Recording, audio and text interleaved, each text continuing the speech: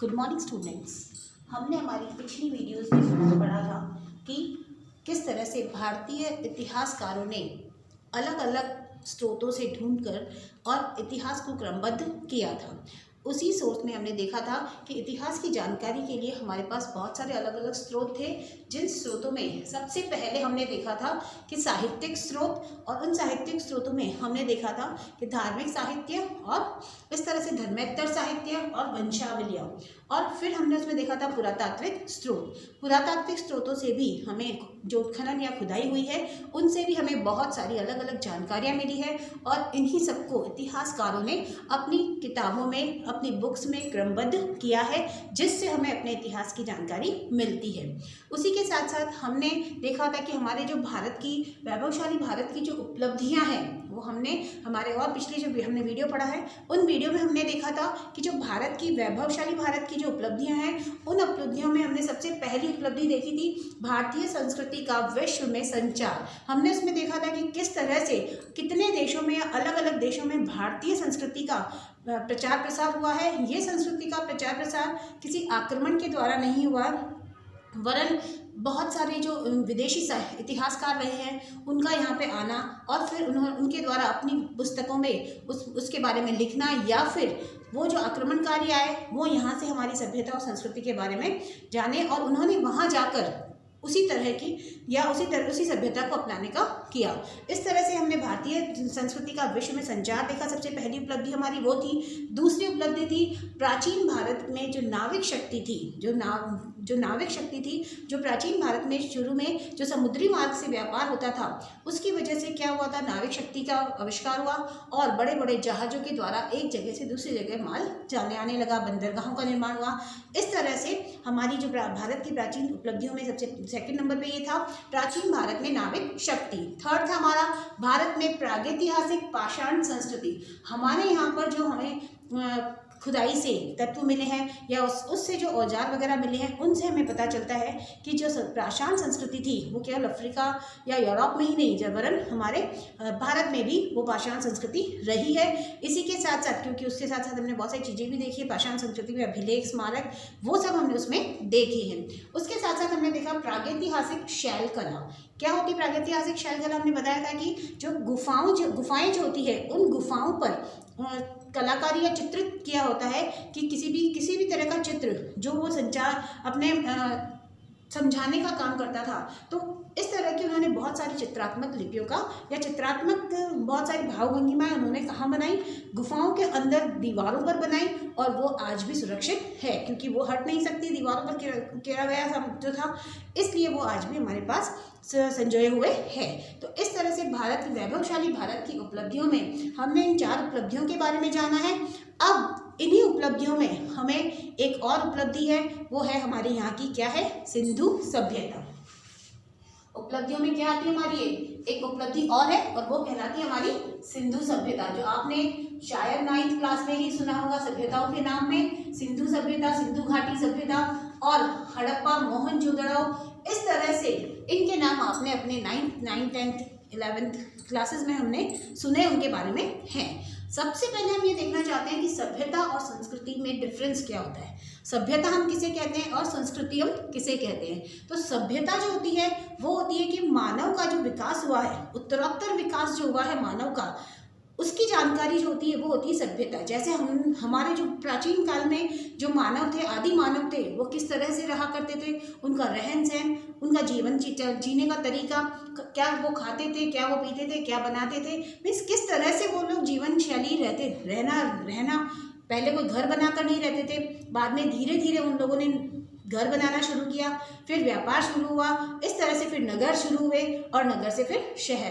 तो इस तरह से धीरे धीरे जो मानव का विकास हुआ है ये आपकी कहलाती है सभ्यता।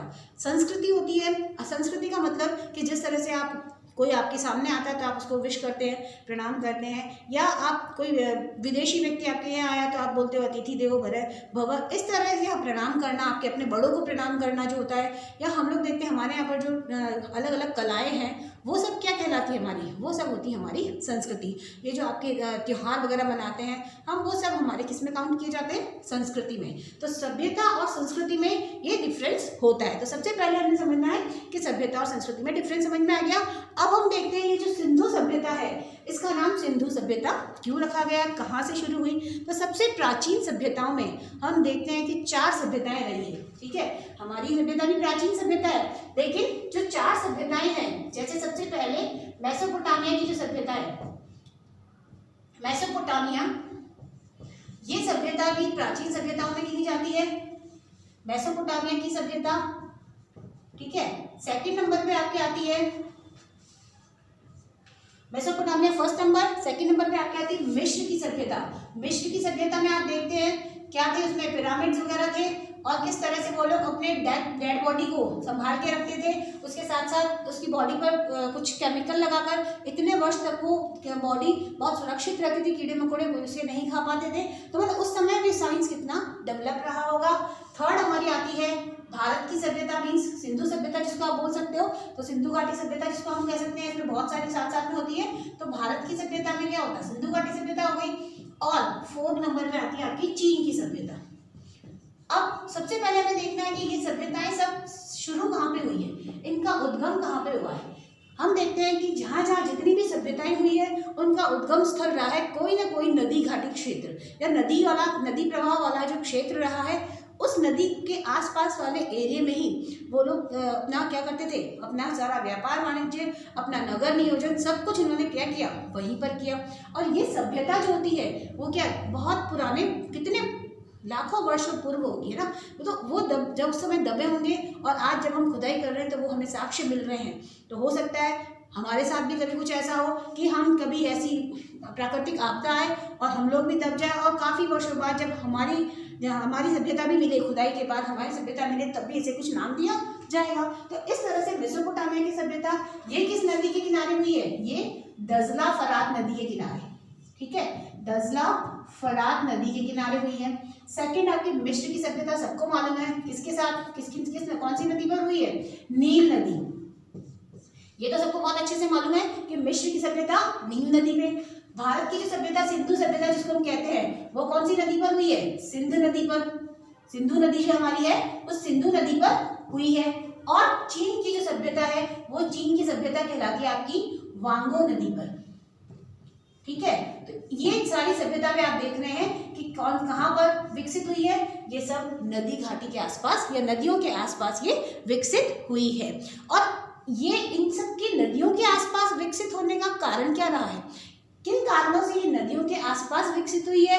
इसमें सबसे पहला कारण हम देख सकते हैं कि सबसे पहले तो ये नदी के किनारे हुई है। और ये क्यों हुई है, क्योंकि समुद्री मार्ग रहा, और समुद्री मार्ग पर क्या आसान होता है, समुद्री मार्ग के लिए जाने के लिए नदियों की आवश्यकता रही, क्योंकि आप अपना सामान जब समुद्री मार्ग से भेजना है तो आप क्या करेंगे, आप आसानी से उन नदियों के क्योंकि कनेक्टेड किससे रहती है, नदियाँ समुद्र से कनेक्टेड होती है, तो उन नदियों के सहारे वो कहाँ पहुँचे, समुद्री मार्ग पर, और फिर समुद्री मार्ग से अपना व्यापार किया।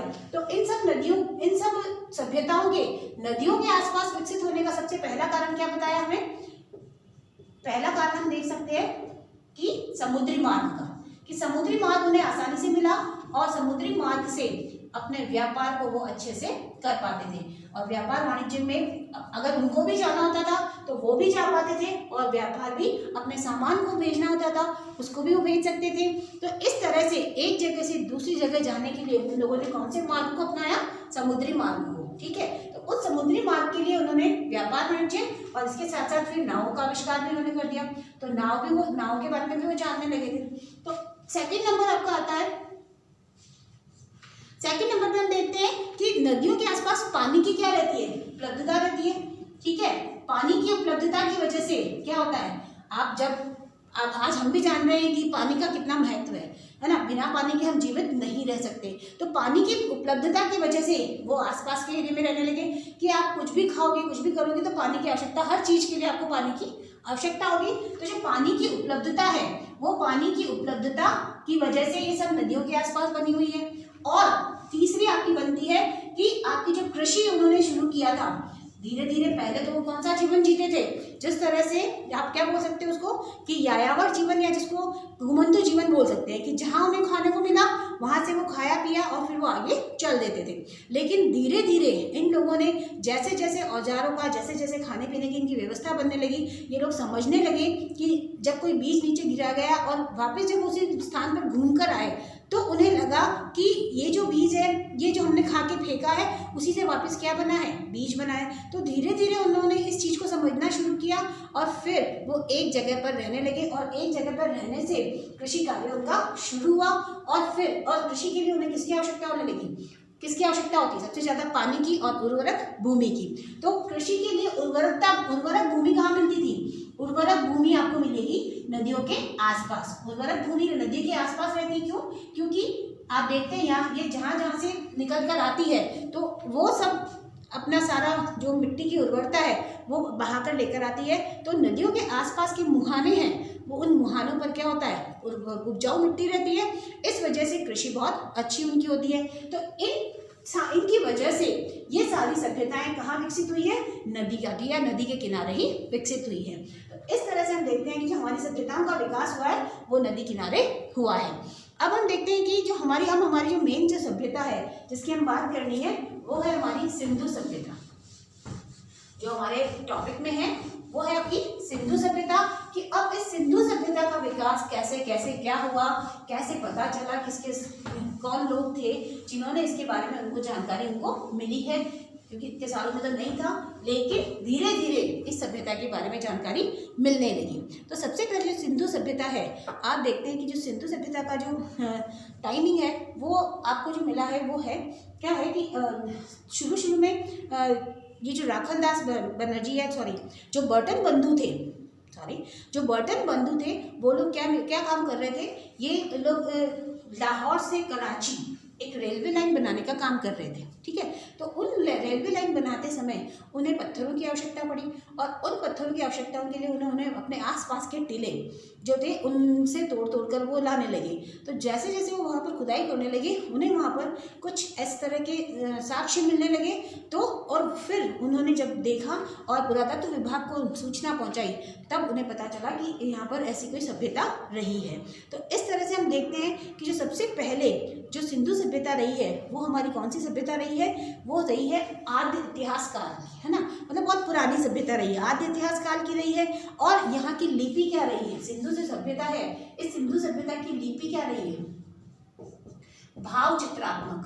कैसी रही है लिपि, भाव चित्रात्मक। मतलब इनको आज भी हम नहीं कह सकते हैं कि सिंधु सभ्यता की लिपि को पढ़ा जा सका है, नहीं पढ़ा जा सका। क्यों, क्योंकि इसका जो रहा है भाव चित्रात्मक लिपि रही है, और इसकी जो इस तरह की शेप में रहती है ना, उन्होंने जो स्टार्ट किया था इस तरह से, तो उनका जो लिपि का तरीका है चित्रात्मक रूप से रहा है। तो ये भाव चित्रात्मक लिपि रही है सिंधु सभ्यता की। और ये कहाँ कहाँ आपको मिल सकती है ये भी हम देखेंगे। तो सबसे पहले तो हम देखते हैं कि वर्तमान में जो 20 लाख वर्ग किलोमीटर, या मतलब इतने लाख वर्ग किलोमीटर पर क्या है, ये सिंधु सभ्यता फैली हुई है। और इसका जो हम अतीत देखते हैं, तो अतीत में क्या हुआ, हमने जब देखा अतीत में कि 1851 में, ठीक है, 1851 से 1853 में, 1851 से 1853 में जो एक कनिंघम जो थे उन्होंने क्या किया, उन्होंने इसका हड़प्पा जो टीले थे वहाँ का सर्वेक्षण किया, जो 1851 से 1853 में, ठीक है, कनिंघम जो थे इन्होंने हड़प्पा टीले का सर्वेक्षण किया, और वहां पर उन्हें ये सभ्यता मिली थी। हड़प्पा टीले का सर्वेक्षण किसके द्वारा किया गया था, 1851 से 1853 में हुआ। उसके बाद 1856 में इन्होंने हड़प्पा का मानचित्र बना दिया, हड़प्पा का मानचित्र बनाया। ठीक है, अब हम देखते हैं कि हड़प्पा कालीन जो सभ्यता थी, क्योंकि सिंधु सभ्यता को हड़प्पा सभ्यता के नाम से भी जाना जाता है, मैं बताऊंगी आपको इनके जो नामकरण हुए हैं वो भी नामकरण बताएंगे हम। तो हड़प्पा सभ्यता के जो मानचित्र बनाया हुआ है, मानचित्र का मतलब ये बताया गया है कि कहाँ कहाँ किस किस विस्तार में फैली हुई है, तो वो हमें बताया गया है यहाँ पर। और हम देखते हैं कि ये कहाँ कहाँ फैली हुई है, ये हम देखते हैं हमारे कि ये भारत में, अफगानिस्तान में और पाकिस्तान में मेनली ज़्यादा फैली हुई है। ठीक है, तो हम जब देखते हैं कि हमारे, ठीक है, ये हमारा मैप, आप लोग हंसना नहीं, क्योंकि मुझे बहुत अच्छे से मैप बनाना नहीं आता है इसलिए।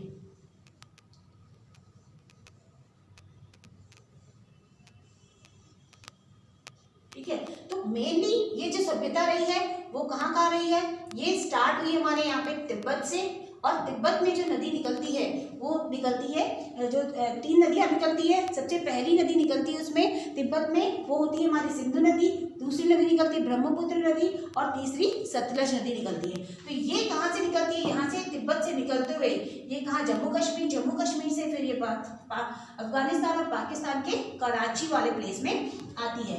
इस कराची वाले प्लेस में इसका, और उसके बाद ये कहाँ गिर जाती है, आपका इस साइड में क्या है, अरब सागर। ठीक है, तो ये अरब सागर में आकर गिरती है। तो इस तरह से ये जो नदी निकल रही है, इस नदी के आसपास, ये कहाँ, ये सारा एरिया इस नदी के आसपास है। आप देखते हैं कि नदी के आसपास बहुत सारी सहायक नदियां भी निकलती हैं। तो इन सहायक नदियों के आसपास जितना भी प्लेस है वो सब क्या कहलाता है, फिर सिंधु नदी का ही एरिया कहलाता है। तो ये जो है, ये एरिया जो कहला रहा है, अब आपका यहाँ पर पाकिस्तान और अफगानिस्तान, जो पाकिस्तान और अफगानिस्तान के एरिया में भी आपको क्या मिलता है, इसका विस्तार मिलता है। ठीक है, तो पाकिस्तान में और अफगानिस्तान में, पाकिस्तान व अफगानिस्तान, तो आपको 3 प्लेस पर आपको क्या मिल रहा है, और भी है लेकिन मेनली 3 प्लेस पर आपको क्या मिल रहा है, इसका विस्तार मिल रहा है। और वो कौन कौन सी, सबसे ज्यादा हमारा मिला भारत में मिलेगा, उसके बाद आपको मिलेगा पाकिस्तान में, और उसके बाद आपको मिलता है उसका किसमें, अफगानिस्तान में से 2 प्लेस पर इसका विस्तार मिलता है। तो अब हम इसको देख लेते हैं कि जो हमारी सभ्यताएं हैं, जो यहाँ पर जो हमारी सभ्यताएं मिली है हड़प्पा कालीन सभ्यता, पंजाब का जो पाकिस्तान वाला एरिया है वहां आपको मिली है हड़प्पा सभ्यता, और उसी के जस्ट नीचे वाले एरिया में आपको यहाँ पर मिली है मोहनजोदड़ो, जो आप नाम अच्छे से जानते हैं। मोहनजोदड़ो जो सभ्यता रही है, वो मोहनजोदड़ो सभ्यता जो यहाँ के लरकाना जिले में है, वो यहाँ पर आपको मिली है। मीन्स दोनों सभ्यताएं क्या है, सिंधु नदी पर ही है, लेकिन हड़प्पा में सबसे पहले मिली है, इसलिए इस सभ्यता का नाम हड़प्पा सभ्यता भी कहा जाता है। ठीक है, तो ये 3 प्लेसेस हैं जहाँ पर हमें हमारे जो सिंधु सभ्यता है उसके साक्ष्य ज्यादा मिलते हैं। ठीक है, तो अब हम सबसे पहले देख लेते हैं कि जो हड़प्पा कालीन सभ्यताएं हैं, उन हड़प्पा कालीन सभ्यताओं में सबसे पहला काम किसने शुरू किया है, 1921 में दयाराम साहनी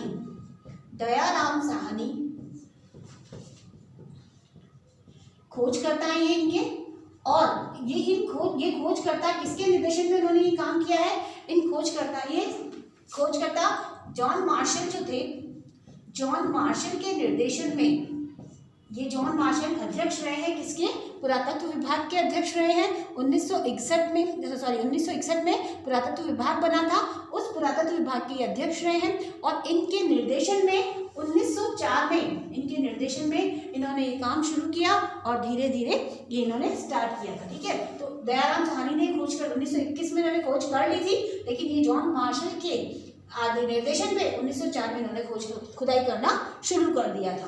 तो इस तरह से जो इसके खोजकर्ता कौन है, दयाराम साहनी है। अब ये जो है इन्होंने कहाँ की खोज की थी, अब हम देखते हैं। ये इन्होंने खोज की थी जो हड़प्पा टीला था, जो कब मिला था, जब वो जो रेलवे लाइन बनाई जा रही थी। मैंने आपको अभी बताया था कि जो लाहौर से कराची की जो रेलवे लाइन, जैसे हमारा जो मैप बनता है, ठीक है, इस मैप में हम देखते हैं कि लाहौर से जो कराची वाला जो पार्ट आता है वो यहाँ से शुरू होता है लाहौर से, और ये कराची इधर तक आता है। तो यहाँ का जो रेलवे लाइन का काम चल रहा था, उस काम के लिए पत्थरों की आवश्यकता हुई, और पत्थरों की आवश्यकता के लिए आसपास का जो टीला था उधर भेजा गया मजदूरों को, और वहां से वो लोग ईंट पत्थर उठा कर ला रहे थे। तब उन्हें पता चला कि यहाँ पर तो कोई और चीज़, मतलब अलग पूरा व्यवस्थित निकला है, तो उन्होंने उसकी और ज़्यादा खुदाई करना शुरू कर दिया था। तो इस तरह से तो ये जो थी, ये खुदाई का काम कब हुआ, 1921 में दयाराम साहनी से खोज करता है। अब ये हड़प्पा सभ्यता कहाँ मिली, कौन सी नदी पे, नदी का नाम है आपका रावी नदी। ये है पाकिस्तान पंजाब में मिला एरिया। स्थान कहाँ है, ये नदी आपकी है रावी नदी। स्थान कौन सा है वाला आपका, पाकिस्तान, जो पंजाब का जो एरिया है, पाकिस्तानी पंजाब है ना, पाक पंजाब वाला जो एरिया है, उसमें मोंटगोमरी, क्या जगह का नाम है, मोंटगोमरी जो है जगह का नाम है, इस जगह पर ये हड़प्पा जो सभ्यता है वहाँ खोजी गई है। इसे उस समय हड़प्पा टीला भी कहा जाता था और ये हड़प्पा सभ्यता वहाँ पर खोजी गई है। इसी के साथ साथ एक सभ्यता और रही है, ये तो एक है, ये दूसरी सभ्यता जिसका नाम आप अच्छे से जानते हैं, वो इसी के समकालीन में रही है, मोहनजोदड़ो। ठीक है, ये भी क्या है, ये भी एक दूसरी सभ्यता सिंधु सभ्यता का ही पार्ट है, लेकिन प्लेस है, मोहनजोदड़ो नाम दिया गया इसको। और ये सभ्यता जो है ये 1922 में इसकी खोज की गई और इसकी खोज करता है राखलदास बनर्जी। राखलदास बनर्जी इसके खोज करता है और इन्होंने 1922 में खोज की है। और ये किस नदी पर है, इसकी नदी का नाम जो है वो नदी है सिंध नदी है, और सिंधु नदी है सॉरी, और जगह है सिंध लड़काना जिला। तो सिंधु नदी पर इसकी खुदाई मिली है हमें, सिंधु नदी है, सिंधु नदी पर इसके अवशेष मिले हैं और इसका जो प्लेस है, स्थान है, वो सिंध है और सिंध में जो जगह है वो कहलाती है लड़काना जिला। ठीक है, तो अब हमें कंफ्यूज नहीं होना है, हमें दोनों के बारे में अच्छे से जानकारी याद रखनी है, क्योंकि 1 नंबर के क्वेश्चन में पूछा जा सकता है कि 1921 हड़प्पा की खोज कब किसने की है। 1921 में दयाराम साहनी द्वारा की गई है। मोहनजोदड़ो की खोज 1922 में राखलदास बनर्जी के द्वारा। नदी का नाम पूछा जाए तो रावी नदी है हड़प्पा के लिए, सिंधु नदी है मोहनजोदड़ो के लिए। फिर आपसे पूछा जाए कि स्थान कौन सा है, तो पंजाब, जो पाकिस्तान का पंजाब है उसका मोंटगोमरी जिले में इसका स्थान है और मोहनजोदड़ो का स्थान सिंध में लड़काना जिले में है। तो इस तरह से हम देखते हैं कि इनकी खोज कैसे की हुई है, कि इनकी खोज हुई कैसे, शुरू कैसे हुई थी। ठीक है, अब हम इसमें देखते हैं कि इसका नामकरण कैसे हुआ। अलग अलग इसके नाम दिए गए हैं। ठीक है, हम हड़प्पा मोहनजोदड़ो अलग अलग बोलते हैं, लेकिन इसके और भी बहुत सारे अलग अलग नाम हैं। अलग अलग समय पे उनके अलग अलग नाम दिए गए थे, क्योंकि जिन जिन जैसे जैसे इसकी खोज बढ़ती गई उस जब वैसे वैसे इसके नाम में भी चेंजेस आने लगे। तो सबसे पहले जो इसका नामकरण हम देखते हैं, इसका नामकरण, कभी भी कोई चीज नई चीज मिलेगी तो उसका क्या किया जाता है, नामकरण किया जाता है। तो इसमें सबसे पहले इसका नामकरण था, वो सबसे पहले जो नामकरण दिया गया था वो नामकरण था सिंधु सभ्यता। ठीक है, और ये दिया था, नाम किसने दिया था, ये जो जॉन मार्शल थे, जो किसके संस्थापक थे, मान सकते हो कि भारतीय पुरातत्व सर्वेक्षण विभाग के क्या थे, वो अध्यक्ष रहे थे 1861 में। और जो थे जॉन मार्शल, ठीक है, इन्होंने नाम दिया था सिंधु सभ्यता। फिर धीरे धीरे जैसे जैसे इसका विस्तार होने लगा, जिन जिन जगहों पर वो मिलने लगी, फिर धीरे धीरे सेकंड नंबर पे इसका नाम दिया गया सिंधु घाटी सभ्यता, क्योंकि अलग अलग जगहों पर ये मिलने लगी। तो सिंधु घाटी सभ्यता है ना, कि नदियों के आसपास घाटियां बनी होती है, तो सिंधु घाटी सभ्यता इसका नाम दिया गया। और फिर एक नाम और दिया, क्योंकि जब जब हड़प्पा टीले का खुदाई हुई और उसके सबसे प्रथम साक्ष्य, क्योंकि सबसे प्रथम पुरा स्थल कौन सा था, हड़प्पा, तो सबसे प्रथम साक्ष्य में वहां मिले हैं, इसलिए इसको क्या कहा जाने लगा, हड़प्पा सभ्यता भी नाम दिया जाने लगा, हड़प्पा सभ्यता। ठीक है, इसको हड़प्पा कालीन सभ्यता कहा जाने लगा। और इसके साथ साथ इसको एक नाम और दिया गया, क्योंकि यहाँ पर किसके बर्तन ज्यादा मिले हैं, कांसे के बर्तन ज्यादा मिले हैं। ठीक है ना, तो कांसे के बर्तन की वजह से कांस्यकालीन सभ्यता, कांस्य युगीन, क्या बोल सकते हैं आप इसको, कांस्य युगीन सभ्यता भी नाम दिया गया था, क्योंकि यहाँ पर कांसे की खोज, कांसे के बारे में जानकारी थी, इनको बर्तन और औजार जो मिले थे कांसे के मिले थे, इसलिए इसको कांसे की सभ्यता। और यहाँ पर नगर निर्माण बहुत अच्छा था। ठीक है ना, क्योंकि आपने देखा कि आपको पता चला, आपने पढ़ा हुआ है कि नगर निर्माण जो था उसका बहुत सुनियोजित था, इसलिए इसको क्या कहा जाने लगा, नगरीय सभ्यता भी कहा जाने लगा। क्या कहा जाने लगा, नगरीय सभ्यता। ठीक है, तो इस तरह से हम देख रहे हैं इसके कितने नाम हैं, इसके इतने अलग अलग नाम दिए गए हैं। और इसके साथ साथ एक सभ्यता, क्योंकि ये सिंधु सभ्यता जो थी, जो हमारी सरस्वती नदी है उसके आसपास के एरिया में बताई जाती है, इसलिए क्योंकि वर्तमान में इसके बारे में बताया जाता है कि ये सिंधु वाला एरिया जो था वो सरस्वती नदी, जो हमारी आज विलुप्त नदी के रूप में जानी जाती है, जो राजस्थान के एरिया में भी आती है, जो विलुप्त नदी है, उस नदी के बारे में बताया जाता है कि सिंधु सरस्वती नदी के आसपास का एरिया, इसलिए इसे आज के रूप में से सिंधु सरस्वती सभ्यता के नाम से भी जाना जाता है। इस तरह से जैसे जैसे इसकी जानकारी बढ़ने लगी, वैसे वैसे इसका क्या होने लगा, अलग अलग नाम दिया जाने लगा। सबसे पहला नाम दिया गया सिंधु सभ्यता, जो जॉन मार्शल ने दिया। सिंधु घाटी सभ्यता, इसका नाम दिया डॉक्टर राफिक ने दिया। ठीक है, इसका नाम किसने दिया, डॉक्टर राफिक ने दिया। फिर हड़प्पा कालीन सभ्यता, क्योंकि हड़प्पा की मिली थी और इसलिए इसका नाम क्या रख दिया गया, हड़प्पा कालीन। और ये प्रथम पुरातत्व स्थल के नाम से भी जाना जाता है। इसको आप कैसे, अगर आपसे पूछा जाए एग्जाम में प्रथम पुरातत्व स्थल कौन सा है, तो प्रथम पुरातत्व स्थल आपका कौन सा है, वो है आपका हड़प्पा। ठीक है, फिर आपका आता है कांस्य युगीन सभ्यता कहलाती है आपकी, क्योंकि कांस्य के बर्तन यहाँ से मिले हैं। फिर नगरीय, क्योंकि नगर निर्माण बहुत सुव्यवस्थित था, बहुत अच्छा था, आज भी हम उसी नगर निर्माण को फॉलो कर रहे हैं, तो ये नगरीय सभ्यता कहलाती है। सिंधु सरस्वती सभ्यता, क्योंकि सरस्वती नदी के आसपास का एरिया ये मिलता है, इसलिए इसको सिंधु सभ्यता के नाम से भी जाना जाता है। ठीक है, तो अब इसमें आप देखते हैं कि इसका जो विस्तार है, ये तो इसका नामकरण हुआ, अब हम देखते हैं कि इसका जो विस्तार है वो कहाँ कहाँ और कितना फैला हुआ है। वैसे तो इसका विस्तार जो है लाखों वर्ग किलोमीटर, मीन्स आप अंदाजन आप लगा सकते हो, तो 14-15 लाख वर्ग किलोमीटर का एरिया मान सकते हो। तो ये एरिया जो विस्तार है वो हम देखेंगे कि कहाँ कहाँ इसका विस्तार हुआ है। तो इन विस्तार के बारे में देखेंगे। जो सबसे पहला जो विस्तार है, विस्तार आप देखेंगे तो भारत में सबसे ज्यादा है, टोटल 1400 स्थान पर इनके अवशेष मिले हैं। ठीक है, टोटल कितने स्थानों पर, 1400 स्थानों पर इसके अवशेष मिले हैं, जिसमें सबसे ज्यादा अवशेष कहाँ मिले हमें, भारत में। भारत में कितने टोटल मिला के 917 भारत में मिले हैं, 917 स्थानों पर भारत में मिले हैं। फिर आपका आता है पाकिस्तान।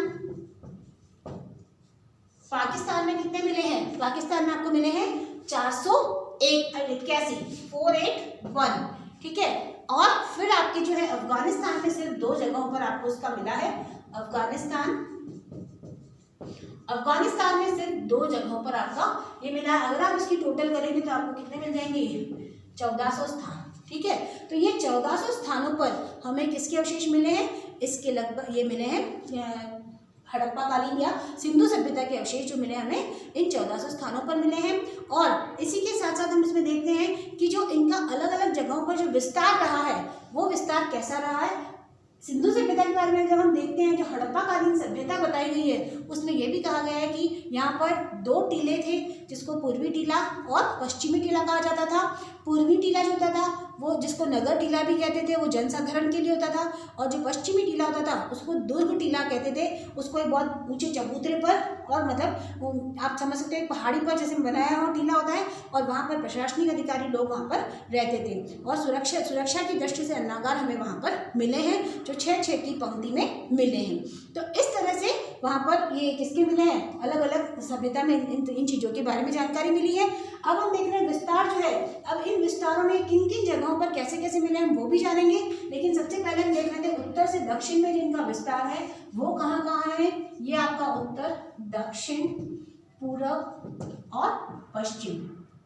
ठीक है, इस पश्चिम वाले एरिया में। अब यूं हम देखें तो किलोमीटर वाइज देखें तो किलोमीटर में हम देखते हैं यहाँ ये 1600 किलोमीटर है पूर्व से पश्चिम में, और ये 1400 किलोमीटर है उत्तर से दक्षिण में। ठीक है, और इसका ओवरऑल विस्तार ऐसा है, उत्तर में जिस जगह पर हमें इसका जो स्टार्टिंग पॉइंट हम मानते हैं वो सबसे पहला नाम आता है उसमें मांडा।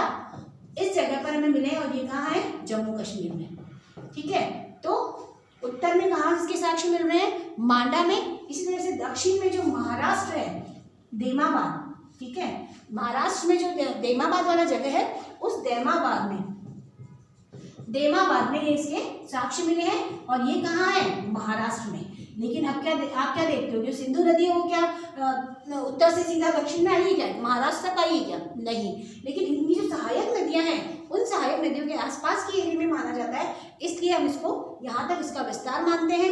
अब जम्मू में जो नदी है, उस जम्मू की नदी का नाम क्या है, चिनाब नदी। नाम सुना होगा आपने, चिनाब नदी। तो जम्मू की जो नदी है उस नदी में चिनाब नदी के पास मिला है। महाराष्ट्र की जो नदी है वो नदी कहलाती है प्रवरा नदी। ठीक है, इस नदी के आसपास आपको इनके साक्ष्य मिले हैं। उसी तरह से आपके उत्तर में आलमगिरीपुर है, और वहां पर जो उत्तर में जो है उत्तर नहीं है, पूर्व में आलमगिरीपुर, आलमगिरीपुर, ये आपके आता है मेरठ उत्तर प्रदेश। ठीक है, मेरठ उत्तर प्रदेश में आपके ये आता है और वहां पर आपको मिली है। और इस यहाँ पर नदी का नाम क्या है? यहाँ नदी है हिंडन नदी, हिंडन नदी। ठीक है, ये अलग अलग 4 नदियां हैं, आपको चारों अलग अलग नदियों के नाम बताएंगे। और पश्चिम का जो क्षेत्र है, पश्चिम में आपका जो क्षेत्र आता है वो कहलाता है सुतकांगेडोर, सॉरी। ठीक है, और ये दाश्क नदी के आसपास का एरिया कहलाता है। तो पश्चिम में जो एरिया है वो आपका क्या कहला रहा है? सुतकांगेडोर। इस तरह से हम देख रहे हैं कि जो और फिर जो इसका ये दिया गया है, इस तरह से हमने देखा कि इनका जो उत्तर से दक्षिण का जो विस्तार है वो 1400 किलोमीटर है, पूर्व से पश्चिम का जो विस्तार है वो 1600 किलोमीटर है।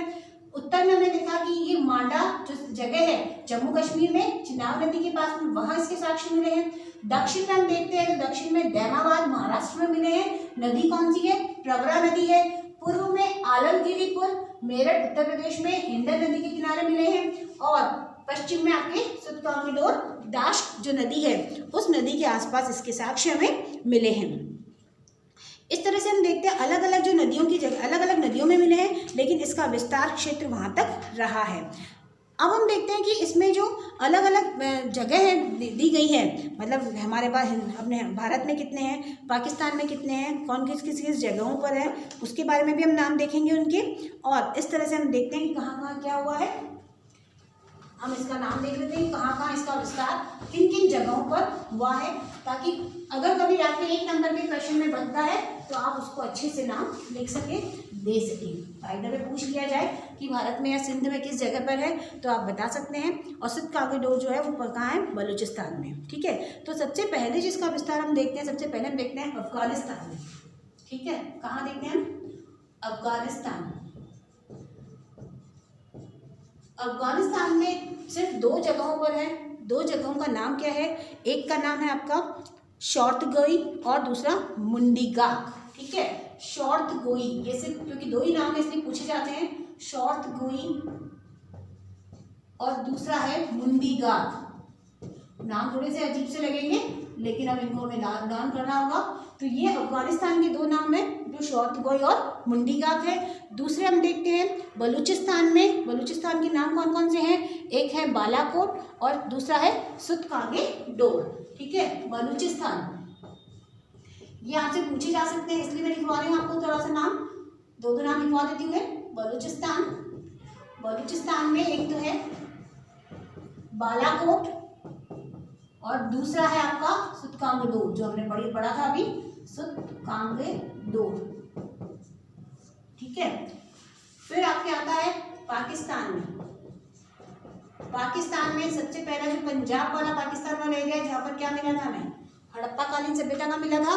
तो सबसे पहला वाला एरिया आपका जो कहलाता है वो आता है पंजाब पाकिस्तान में। और वो आपके उसके साथ साथ रहमानगढ़ी, पंजाब पाकिस्तान वाला। ठीक है, पंजाब पाक वाला है ना।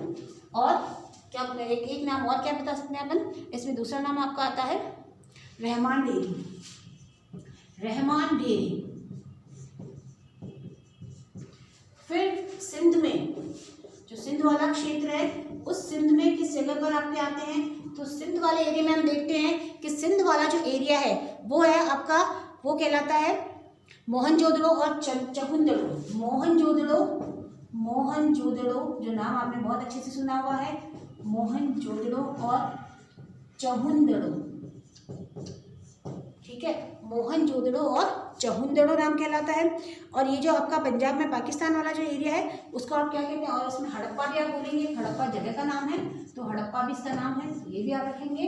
फिर आपके आता है अपना बलूचिस्तान वाला एरिया हो गया। फिर आपके आता है हमारा भारत में पंजाब का एरिया आता है सबसे पहले, और पंजाब में रोपड़ और संघोल। अपना भारत वाला जो पंजाब है वहाँ पर आपका जो जगह का नाम है रोपड़ और संघोल। फिर हरियाणा, उत्तर प्रदेश,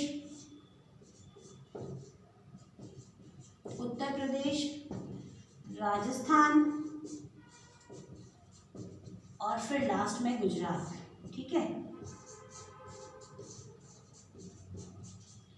ये सारे एरिया हैं जहाँ पर मिले हैं। हम हरियाणा में देख लेते हैं, हरियाणा में कौन कौन सी जगहों पर मिले हैं। तो हरियाणा में है बनावाली और राखीगढ़ी। ठीक है, हरियाणा में कौन सा एरिया है, बनावाली और राखीगढ़ी, राखीगढ़ी।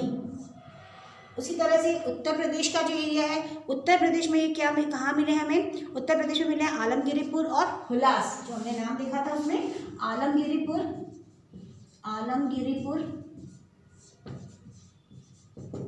ठीक है, और सेकंड नाम आपका आता है हुलास।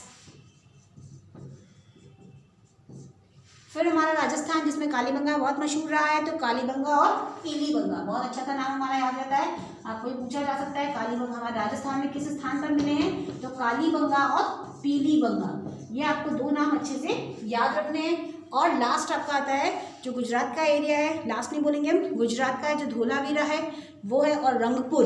ठीक है, गुजरात में धोलावीरा, धोलावीरा और रंगपुर। और हमारा लास्ट जो था महाराष्ट्र वाला एरिया। ठीक है, 9 टैग नंबर हम लिख लेते हैं यहाँ पे, महाराष्ट्र, महाराष्ट्र। क्या नाम देखा था हमने लास्ट में, लास्ट में क्या जगह थी वो, लास्ट में दैमाबाद था। ठीक है, महाराष्ट्र में दैमाबाद। तो इस तरह से हम कुछ नाम हमने लिखे हैं, बहुत सारे नाम है इसमें, तो 1400 स्थल बताए गए हैं। उन 1400 स्थल को तो हम याद नहीं रख सकते हैं, लेकिन मेन कुछ नामों को हम याद रख सकते हैं, जिसमें अफगानिस्तान के जो नाम जहाँ मिले हैं वो दो नाम ही है, इसलिए हमने अच्छे से याद कर लेने हैं, शोर्तगोई और मुंडी गार। बलूचिस्तान जो है वहाँ पर हमें बालाकोट और सुरकांगडोर। फिर आपका आता है पाकिस्तान में जो पंजाब वाला पाकिस्तान है वहाँ पर हड़प्पा टीले के आसपास मिले हैं, तो रहमान डेरी और हड़प्पा। फिर आप देखेंगे सिंध जो प्रांत है, उस सिंध प्रांत में मोहनजोदड़ो और चौहंदड़ो नामक स्थान पर हमें सभ्यता के अवशेष मिले हैं। हमारा जो भारत का पंजाब है, पंजाब में रोपड़ और संघोल में मिले हैं। फिर हरियाणा में बनावाली और राखीगढ़ी वाले क्षेत्र में, और कुछ समय पहले राखीगढ़ी के बारे में कुछ न्यूज़ में भी आया था, न्यूज़पेपर में भी आया था, अगर आपने ध्यान दिया हो तो। उत्तर प्रदेश में आलमगिरीपुर और हुलास नामक स्थान पर, राजस्थान में कालीबंगा और पीलीबंगा, इसे विशेष रूप से याद रखना है। गुजरात में धोलावीरा और रंगपुर, और महाराष्ट्र में दैमाबाद। इस तरह से हमारी जो सभ्यता रही है, इस सभ्यता का विकास में उत्तरोत्तर जो हमें विस्तार देखने को मिला है, वो विस्तार हमें इस तरह से इतना देखने को मिला है। और जो हमारी सरस्वती नदी विलुप्त नदी है, वहाँ पर भी इसका हमें विस्तार देखने को मिला है, और उसमें भी बहुत सारी जगहों पर इसके बारे में जानकारी मिली है। तो आज का हमारा वीडियो हम यहाँ तक ही एंड करते हैं। अगर आपको कोई प्रॉब्लम है तो वो आप पूछ सकते हैं। धन्यवाद।